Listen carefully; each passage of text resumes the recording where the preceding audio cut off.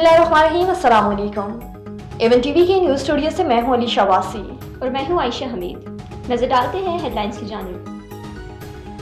सलामती council Israeli target के खिलाफ फैसला कुन इक़दाम करे, पाकिस्तान का मुतालबा। गजा में इसराइली मज़ालिम की शदीद मसम्मत। अक़वाम मुत्तहिदा में पाकिस्तान के मुस्तकिल मंदूब मुनीर अकरम ने कहा, इसराइल ने नस्ल कुशी को मगरिबी किनारे तक फैला दिया है। गजा की 90% आबादी भूख का शिकार है, बच्चे मर रहे हैं। अगर जंग नारों से जीती जाती तो अक़वाम मुत्तहिदा का कोई फायदा ना होता। इसराइल ने एक बार फिर फलस्तीनियों पर क़यामत ढा दी। कैंसर अस्पताल की इमारत भी तबाह कर दी। गजा सिटी पर बमबारी में 5 फलस्तीनी शहीद। जंगबंदी की बहाली के लिए नई अमरीकी पेशकश हमास के सामने रख दी गई। जर्मनी, फ्रांस और बरतानिया का भी जंगबंदी बहाल करने का मुतालबा। हादसों का 2 दिन में इसराइल पर तीसरा मिसाइल हमला।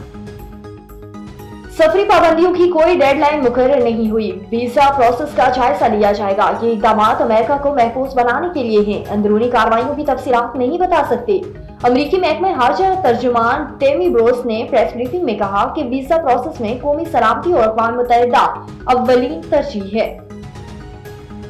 मुल्क भर में यौम शहादत हज़रत अली रज़ी अल्लाह ताला अन्हा अकीदा और एहतराम से मनाया जा रहा है। मुख्तलिफ शहरों में अज़ादारों के जुलूस निकाले जा रहे हैं। लाहौर में मरकजी जुलूस रवायती रास्तों पर रवां दवा हैं। सिक्योरिटी के लिए 7000 पुलिस एहलकार तैनात हैं। कराची में मरकजी जुलूस के मौके पर डबल सवारी पर पाबंदी आयद कर दी गई, जबकि कोयटा में सिक्योरिटी खदशात के बायस इंटरनेट के बाद मोबाइल फ़ोन सर्विस भी मुअत्तल कर दी गई।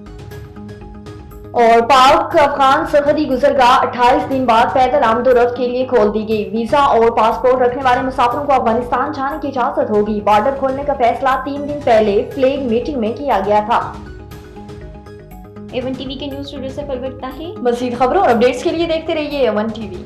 वन टीवी, सब पे नजर, अंदर की खबर।